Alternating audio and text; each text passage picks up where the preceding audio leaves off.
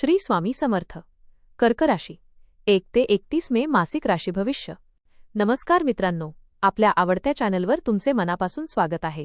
कधी असं वाटतं का की तुम्ही सगळ्यांसाठी जगता पण स्वतःसाठी वेळच मिळत नाही?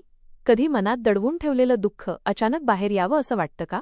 कधी स्वतःलाच विचारता का, मी इतकं का विचार करतो? आणि कधी एखाद्या छोट्या गोष्टीवरूनही मन खूप दुखावतं का? जर हे सगळं तुमच्यासोबत होत असेल तर हा मे महिना तुमच्यासाठी खूप खास आहे. हा महिना तुमच्या भावना समजून घेण्याचा आहे. तुमच्या आयुष्यात काही भावनिक बदल घडवून आणणारा आहे. काही गोष्टी तुम्हाला सोडून द्याव्या लागतील, काही नवीन गोष्टी स्वीकाराव्या लागतील. कधी मन आनंदी असेल तर कधी थोडं भावनिक होईल, पण ह्या सगळ्यातून तुम्ही अधिक मजबूत बनणार आहात. हा महिना तुम्हाला स्वतःशी जोडून ठेवणार आहे. आपल्याला जर हे राशी भविष्य आवडले तर आपल्या मित्रांसोबत नक्की शेअर करा आणि कमेंटमध्ये श्री स्वामी समर्थ लिहायला विसरू नका. महिन्याची सुरुवात तुमच्यासाठी थोडी भावनिक आणि विचारात टाकणारी असू शकते. तुमच्या मनात अनेक जुन्या गोष्टी पुन्हा येऊ शकतात. काही आठवणी तुम्हाला आनंद देतील तर काही थोडं दुखावतील. कामाच्या ठिकाणी सुरुवातीला थोडा स्लो मूड असेल. तुमचं लक्ष कामात कमी आणि विचारांमध्ये जास्त असेल. यामुळे कामात थोडी अडचण येऊ शकते. पण घाबरू नका, कारण हा काळ तात्पुरता आहे. घरात तुमची गरज जास्त भासेल. कुटुंबासाठी काही जबाबदाऱ्या वाढतील. तुम्ही त्या मनापासून पार पाडाल. या काळात स्वतःला जास्त दोष देऊ नका. थोडं रिलॅक्स राहणं गरजेचं आहे.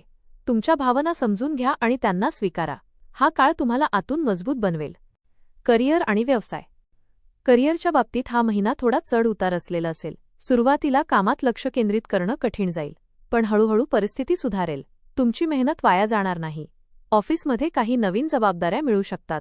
त्या तुम्हाला थोड्या कठीण वाटतील, पण तुम्ही त्या चांगल्या प्रकारे पार पाडाल. तुमचा प्रामाणिकपणा आणि मेहनत लक्षात येईल. काहींना नवीन संधी मिळू शकते. व्यवसाय करणाऱ्यांसाठी हा महिना मध्यम आहे. नफा हळूहळू वाढेल. मोठा रिस्क घेणं टाळा. शांतपणे आणि विचारपूर्वक निर्णय घ्या. हा महिना तुम्हाला संयमाचं महत्त्व शिकवेल. आर्थिक स्थिती. आर्थिक बाबतीत हा महिना थोडा सांभाळून चालण्याचा आहे. पैसे येतील पण खर्चही वाढतील. घराशी संबंधित काही खर्च वाढू शकतात. कधीकधी तुम्हाला वाटेल की पैसे हातात टिकत नाहीयेत. म्हणूनच बजेट बनवणं खूप गरजेचं आहे. अनावश्यक खर्च टाळा. गुंतवणूक करण्यासाठी हा काळ फारसा योग्य नाही. थोडं थांबणं फायद्याचं ठरेल. काही जुनी देणी फेडावी लागू शकतात. यामुळे थोडा ताण येऊ शकतो, पण हळूहळू परिस्थिती सुधारेल. बचतीवर लक्ष दिलं तर पुढे फायदा होईल. हा महिना तुम्हाला आर्थिक शिस्त शिकवेल आणि भविष्यासाठी तयार करेल. प्रेम आणि नातेसंबंध. प्रेमाच्या बाबतीत हा महिना खूप भावनिक आणि संवेदनशील असणार आहे. जर तुम्ही सिंगल असाल तर एखादी खास व्यक्ती भेटू शकते. त्या व्यक्तीसोबत तुमचं मन जुळेल, पण तुम्ही थोडे सावध राहाल. जर तुम्ही रिलेशनशिपमध्ये असाल तर थोडे गैरसमज होऊ शकतात. लहान गोष्टी मनाला लागतील. तुमचा भावनिक स्वभाव कधीकधी नात्यांमध्ये ताण निर्माण करू शकतो, पण संवाद ठेवलात तर सगळं ठीक होईल. कुटुंबात प्रेम आणि आपुलकी राहील. घरात काही शुभ कार्य होऊ शकतात. जवळच्या लोकांसोबत वेळ घालवायला आवडेल. नात्यांमध्ये विश्वास ठेवणं खूप गरजेचं आहे.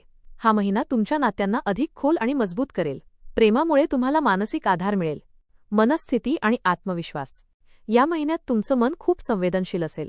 कधी तुम्ही खूप आनंदी असाल तर कधी थोडं दुःखी वाटेल. ही भावनिक चढउतार नैसर्गिक आहेत.